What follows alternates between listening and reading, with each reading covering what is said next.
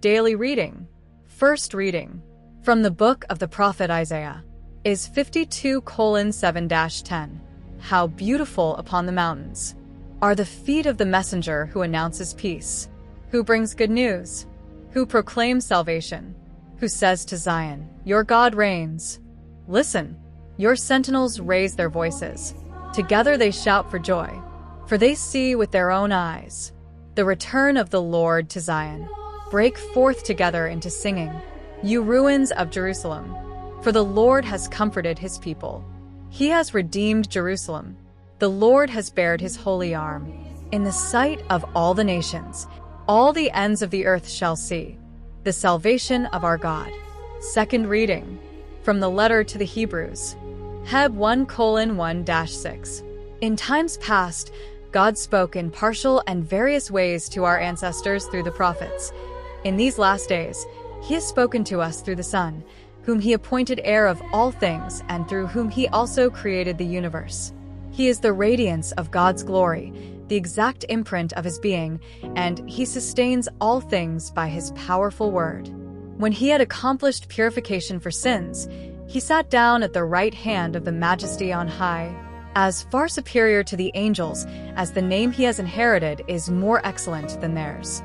For to which of the angels did God ever say, "You are my son, this day I have begotten you"? Or again, "I will be a father to him, and he shall be a son to me"?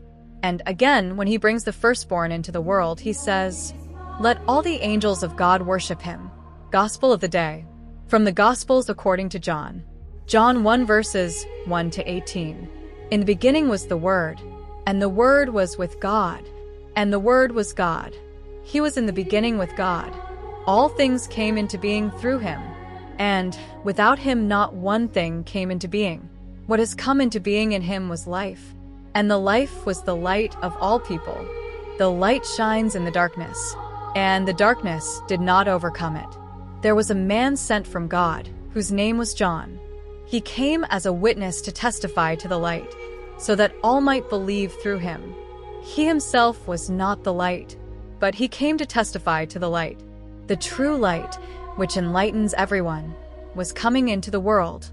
He was in the world, and the world came into being through him, yet the world did not know him. He came to what was his own, and his own people did not accept him. But to all who received him, who believed in his name, he gave power to become children of God, who were born not of blood, or of the will of the flesh, or of the will of man, but of God. And the Word became flesh and lived among us, and we have seen his glory, the glory as of a Father's only Son, full of grace and truth. John testified to him and cried out, "This was he of whom I said, 'He who comes after me ranks ahead of me, because he was before me.' From his fullness we have all received grace upon grace. The law indeed was given through Moses. Grace and truth came through Jesus Christ. No one has ever seen God. It is God, the only Son, who is close to the Father's heart, who has made him known." Words of the Holy Father. It fills us with trust and hope to know that the Lord has been born for us, that the eternal Word of the Father, the infinite God, has made his dwelling among us. He became flesh and came to dwell among us. John 1:14. This is the news that changes the course of history. The announcement of Bethlehem is of great joy. Luke 2:10. What kind of joy? Not the fleeting happiness of the world, not the cheer of entertainment, but of great joy because it makes us great. Today, we human beings, with all our limitations, embrace the certainty of an unprecedented hope, that we are born for heaven. Yes, Jesus, our brother, has come to make his Father our Father. As a fragile child, he reveals God's tenderness and much more. He, the only begotten Son of the Father, gives us the power to become children of God. John 1:12. This is the joy that consoles the heart, renews hope, and gives peace. The joy of the Holy Spirit, the joy of being beloved children. Christ is born for you.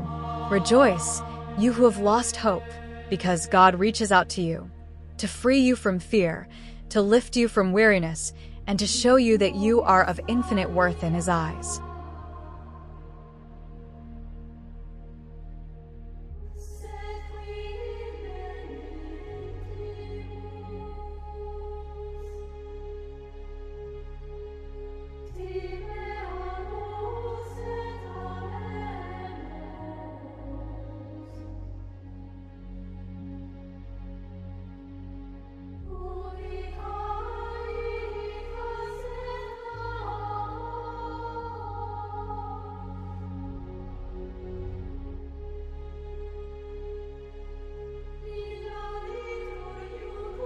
Thank you for listening to the Gospel and the Saint of the Day. If you wish to continue exploring spirituality and Christian history, don't forget to subscribe to the channel and turn on notifications so you don't miss the upcoming videos. May the peace and blessing of the Lord be with you always.